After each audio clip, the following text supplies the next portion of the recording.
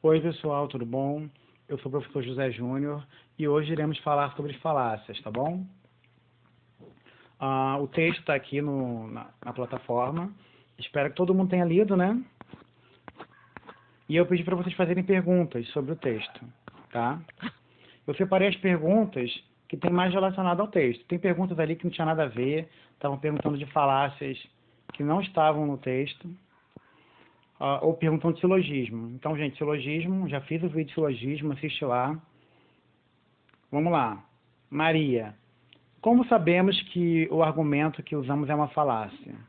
Então, no início do texto, das falácias, está dizendo ali que o argumento que tem algum problema, que tem algum erro, né, é um argumento falso, um argumento ruim, é uma falácia. Então, você estudando as falácias, vai identificar quando o argumento está com problema e assim você poder chamar de falácia.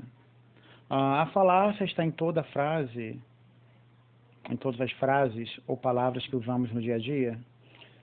Não. Como eu falei, a falácia é um argumento com algum problema.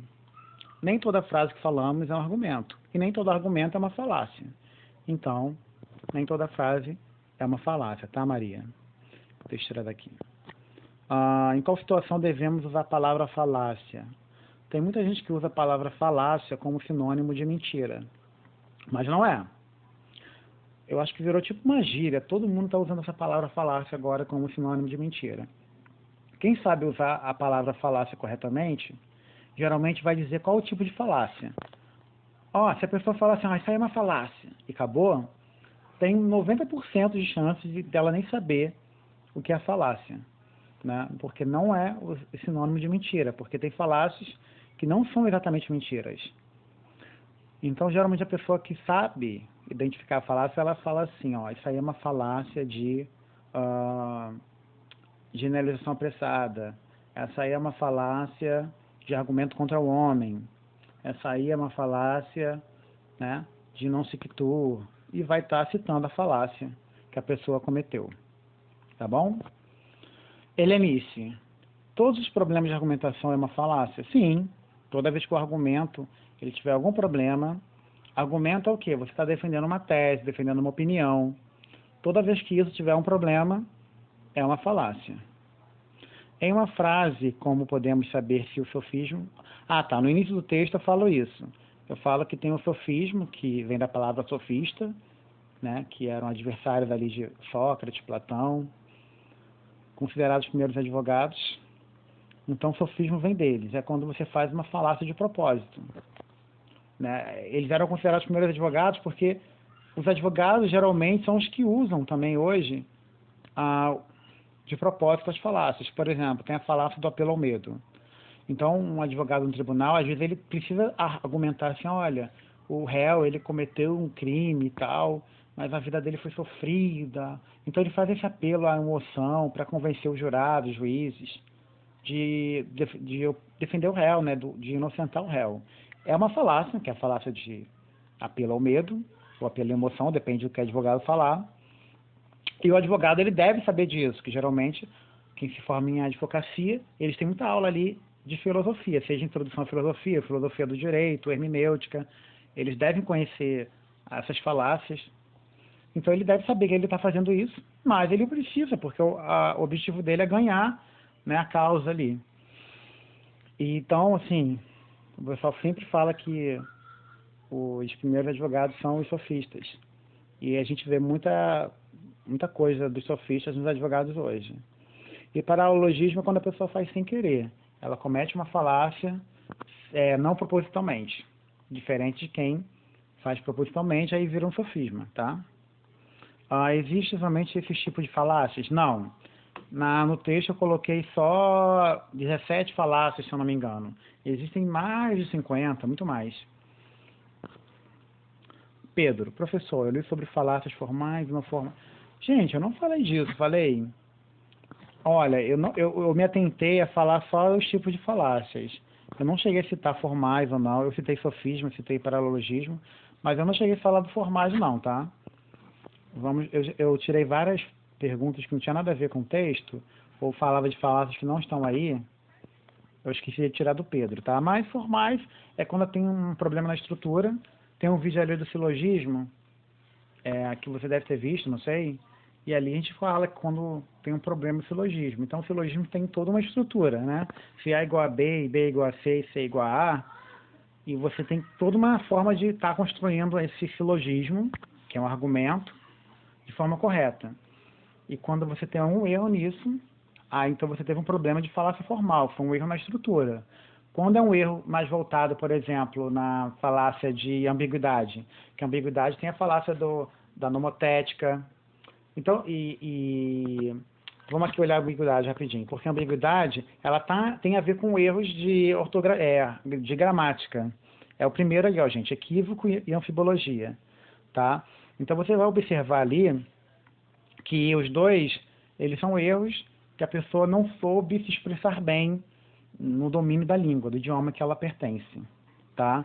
O equívoco, a pessoa usou a palavra humano, no exemplo que eu dei aí, de forma equivocada. Ela comparou humano no sentido de moral com humano de biologia. Então, ela confundiu na frase essas duas palavras por um erro de gramatical, né? E a anfibologia é porque ela não se expressou bem. Ela levou o pai ao médico em seu carro. No carro de quem? Dela, do pai ou seu? O seu, para quem eu estou falando isso. Então, assim, eu poderia dar vários exemplos de erros de ambiguidade, tá? Então, um erro de ambiguidade é um exemplo de uma falácia não formal. Esther. Boa noite, professor. Minhas perguntas são: que palavra sinônima podemos usar para definir melhor a falácia? Argumento falso, né? Seria um bom sinônimo. É possível evitar o uso das falácias? Sim, você conhecendo as falácias, além dessas do texto, você pode pesquisar mais em livros, na internet, e está evitando falar falácias. Sim, então, as duas perguntas últimas são bem parecidas. Lavínia, o que seria incredulidade pessoal? Eu esqueci de apagar essa pergunta, que eu apaguei várias perguntas que não estavam no texto. Porque a gente não falou Lavínia, a gente não está trabalhando com incredulidade pessoal, tá? É uma falácia que é usada mais na Idade Média, Idade Moderna, que tem a ver ali com a questão da crença na divindade. Não estamos trabalhando, eu separei falácias mais corriqueiras, que trabalhamos mais no dia a dia, e não trabalhamos com incredulidade pessoal. Não sei por que você fez essa pergunta, não tem essa falácia no texto, tá bom? Stenini, premissa. Então, premissa, no vídeo de silogismo você vai entender bem melhor o que é premissa. Então, a premissa ela antecede a conclusão.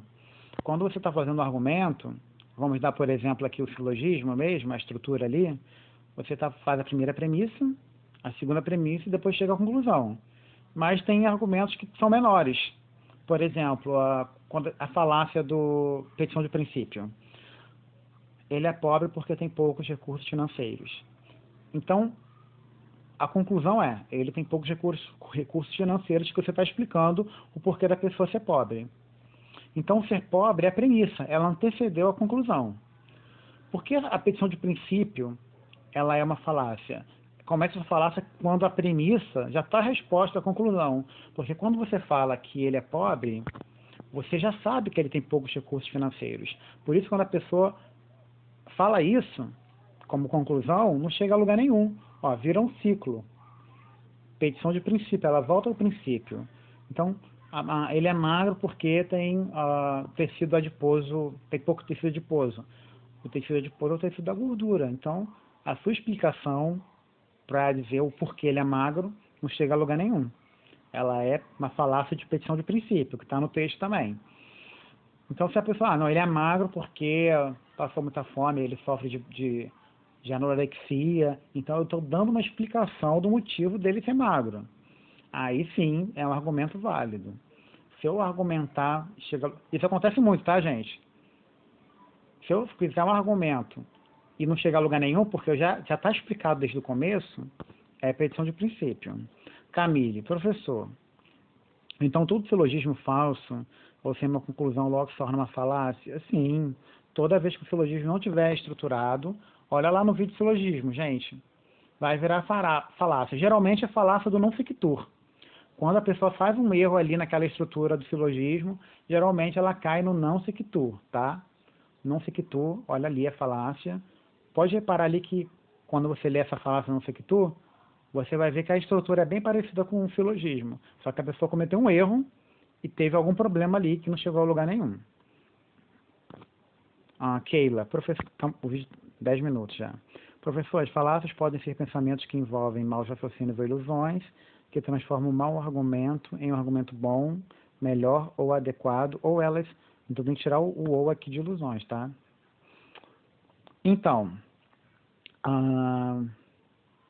a pessoa, ela não raciocina bem, então fez um raciocínio ruim. Sim, entendi. Ela fez um raciocínio ruim, então acabou falando uma falácia. Pode ser. Essas ilusões aqui que eu não entendi, ilusões que transformam... tá. Só se for no caso dos próprios sofistas, que para eles não existe a verdade.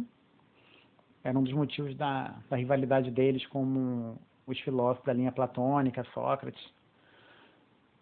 Hoje a gente considera os sofistas como filósofos, os primeiros advogados. Mas naquela época ali, eles entendiam os sofistas como rivais dos filósofos, porque eram rivais dos filósofos da tradição platônica, aristotélica, socrática.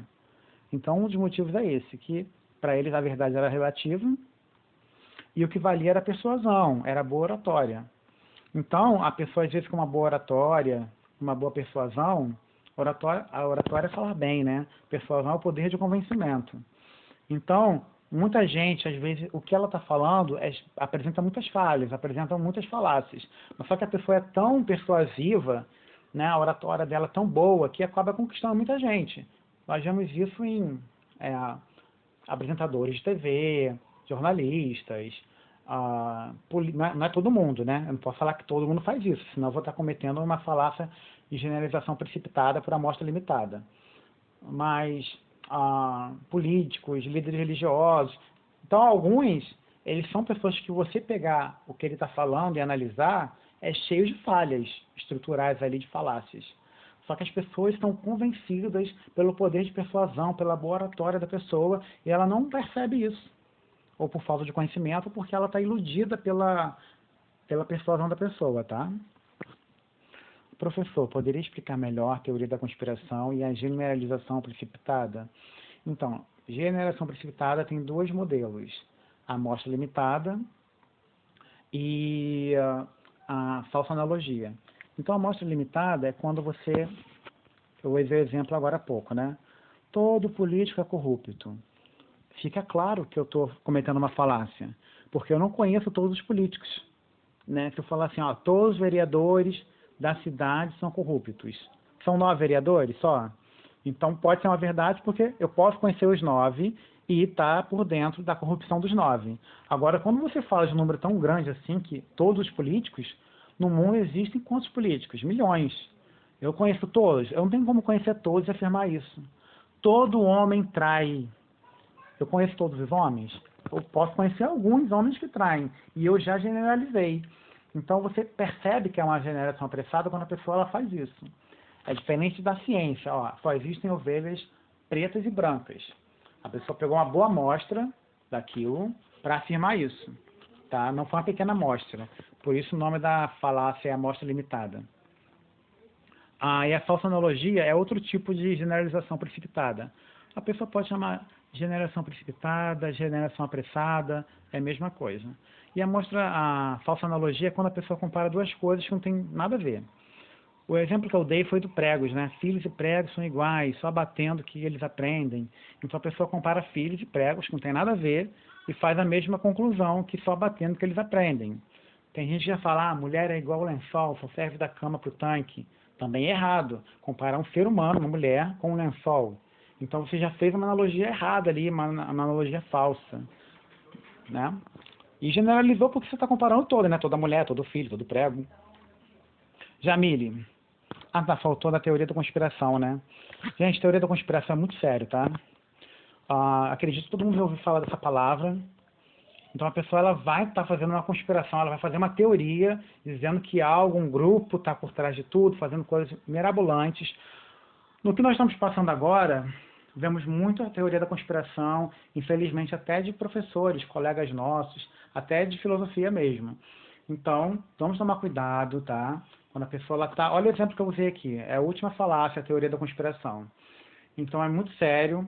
Eu não vou dar exemplos aqui, mas podemos analisar essa questão do vírus, essa questão de se alguém produziu o vírus com a intenção tal, de destruir o mundo e tal, tal. Então, assim, quando é uma teoria que você vê que tem poucas provas, a pessoa está viajando na maionese, então ali não tem nada palpável ali sobre aquilo, então acaba caindo nessa falácia, porque ela não tem muita informação, é uma teoria. A teoria de que a NASA está escondendo alienígenas e tal. Então, é uma teoria assim, muito de conspiração, né? Vamos estar atentando a isso, correto? Vamos aqui. Essa aqui já foi? Opa, pulei uma aqui, não, já foi. Por que a falácia de conclusão irrelevante sempre está associada a falta... Gente, no exemplo que eu dei, foi da loira burra, mas não necessariamente toda conclusão relevante vai ser falta de inteligência. É porque a gente ouve muito falar disso, né? Olha, fulana ela tinha que ser loira, né? Quando uma loira, ela acaba cometendo fala uma frase que a pessoa não considera uma frase sábia, tinha que ser loira. Então ela concluiu que o fato dela não ser inteligente está na cor dos cabelos. E não tem nada a ver a cor do cabelo com a inteligência da pessoa. Então você já viu que é uma coisa irrelevante. A cor do cabelo não tem nada a ver com a inteligência. Né? Gente, olha só. Se eu falar que toda loira é burra, é generalização precipitada por amostra limitada. Eu conheço algumas loiras não inteligentes. Eu falo que toda loira é burra, tá vendo? Eu não tenho como saber eu não tenho como conhecer toda loira e concluir isso. Agora, fulana é burra porque é loira é uma conclusão irrelevante. Tá? Parece igual, mas vamos especificar. A conclusão relevante é uma coisa mais específica, tá? Tudo bem? Mas não precisa ser relacionada à inteligência. É quando a pessoa vai concluir uma coisa que não tem nada a ver. Por exemplo, a questão lá ele é bandido porque está na favela. Como assim, gente? Está na favela, a pessoa já é bandida? Não tem nada a ver. Todo favelado é bandido. Não tenho como eu conhecer todos os favelados. Então, eu estou fazendo uma coisa errada. Eu estou fazendo uma conclusão apressada, uma generalização apressada. Agora, entenderam, gente? A generação apressada por amostra limitada, eu conheço um grupo e generalizo para todos. Isso acontece muito, tá? Já vejo muita gente falando assim, o carioca é isso, é aquilo, aquilo outro. A pessoa conhece alguns cariocas e já globalizou. Argentino não presta, argentino isso. Ela não conhece todos. Então a pessoa fala, esse argentino é assim, esse outro por causa disso. Ele é a brasileira, falando da brasileira, a brasileira, tá vendo? A brasileira é fácil, essa brasileira é fácil. Ela é fácil porque é brasileira. Então, conclusão relevante. Ela concluiu que onde ela nasceu tem a ver com a mulher ser fácil ou não. E o problema é da mulher, né, gente? A mulher dona do corpo, ela faz o que ela quer, entendeu? Então, além de ser um preconceito, mas é uma conclusão relevante porque ela está usando isso na questão do gentílico da pessoa, correto? Vamos para a próxima. Arenque vermelho. Gente, quanto tempo tem? 18 minutos. Vocês já viram aquele desenho do Scooby-Doo, Pequeno Scooby-Doo? Vocês são novos, né? Não, tem alguns alunos aí que são até mais velhos que eu, mas eu sei que a maioria são mais novos que eu. Era um desenho que falava do Scooby-Doo, daquela turma do Scooby-Doo, né? Quando eram crianças. E todo episódio tinha um personagem chamado Ruivo Waring. Em inglês, era Red Waring. Então, tem a ver com Arenque Vermelho, que é, geralmente nos filmes de mistério, que tem que descobrir quem é o bandido por trás, tem um personagem que é para chamar a atenção, tirar o foco, para todo mundo achar que é ele, na verdade é outra pessoa, né? Para a história ficar interessante. Então essa falácia acontece no desenho, né? Todo episódio, esse personagem estava ali na história, ele não era um dos protagonistas, né? E o Fred achava que ele era o vilão por trás da história, e nunca era ele. Eu acho que só um episódio que ele era. Virou uma piada no desenho, né? Todo episódio o Fred achava que era ele, e nunca era ele o vilão. E teve um episódio lá, um dos últimos, que acabou sendo ele. Enfim, o nome dele já dava essa ideia de Arenque Vermelho, correto? Para a pessoa desviar o foco. Jéssica, eu achei interessante falar sobre espantalho. Né? Gente, o espantalho é uma falácia que talvez tenham dificuldade de entender. Vamos ler direitinho a falácia do espantalho, tá? Tem uma estrutura lá que eu coloquei, que também é parecida com aquilo que eu usei nas falácias. no silogismo, né? Cadê o espantalho? Aqui, ó, o Enem vermelho, ó. Tá vendo aqui, ó, a pessoa que teve uma palhaça ali assassina, a pessoa deu a entender que o palhaço seria o assassino novamente, desviando o foco do verdadeiro, né, do verdadeiro assassino possível. Cadê o... Eu tô falando de que agora? Ah, do espantalho. Olha o esquema do espantalho aí, gente. Pessoas... Isso aí é muito sério, tá? O espantalho também acontece muito na questão política. Olha, toda vez que eu vejo espantalho eu fico nervoso. Porque o que acontece? A pessoa fala algo, faz um argumento, né? Ela dá uma opinião, está defendendo... O argumento é isso, você está defendendo uma opinião, defendendo uma tese. E a pessoa responde aquilo, contra-argumenta, só que ela fala algo que não tem relação com o seu argumento original. Então, por isso aí na estrutura tá, olha ali, vamos olhar. Pessoa A fala coisa X, né, defende o argumento.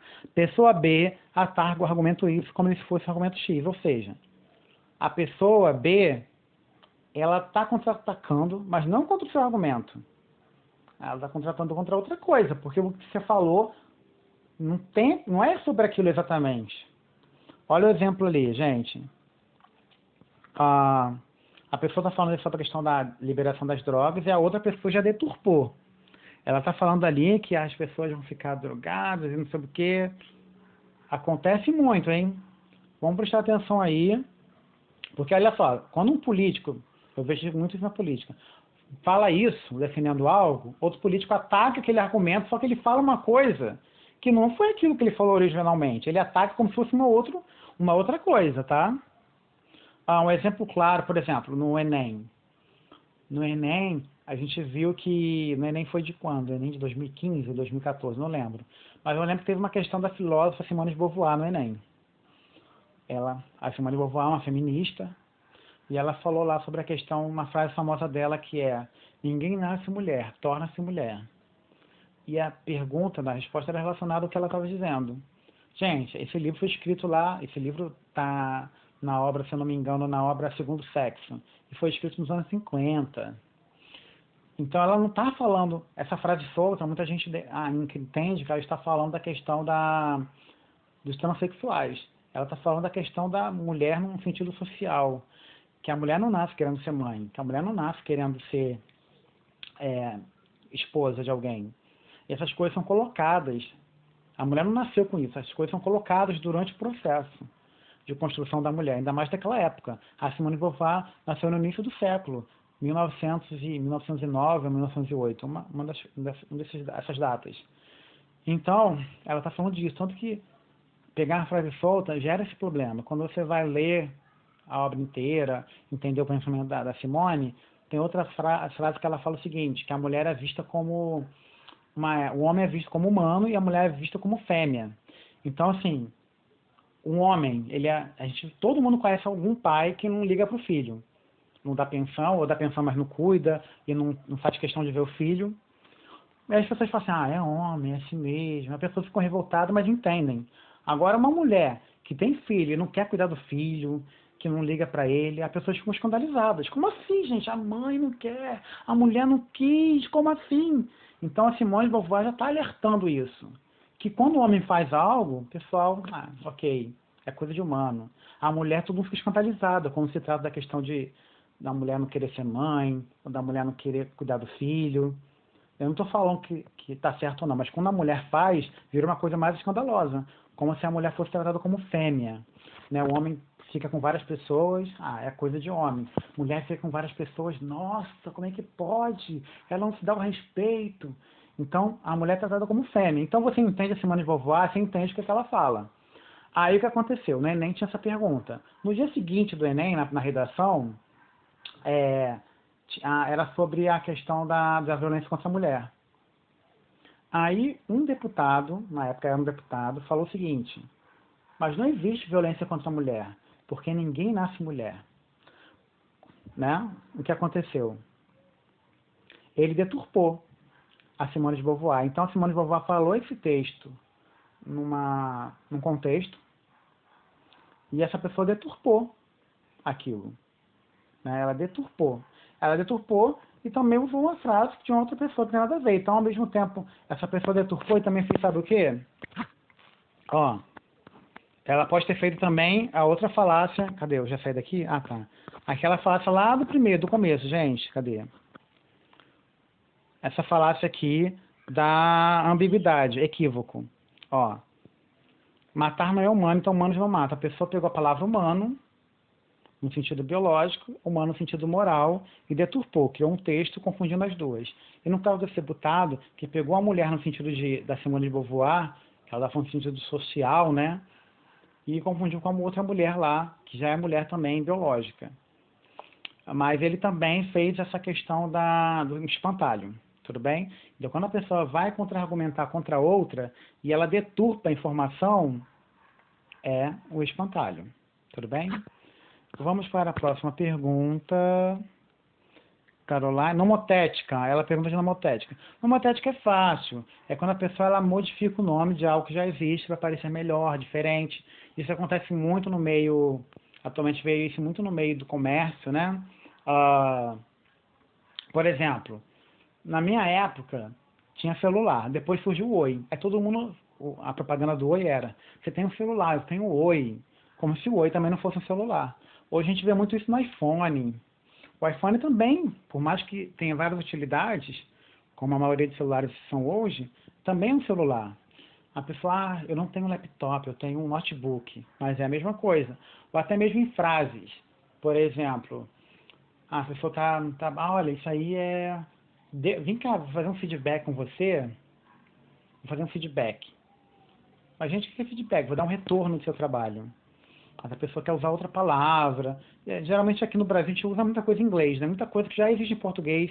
O próprio impeachment. Impeachment, impedimento. Né? Mas o que?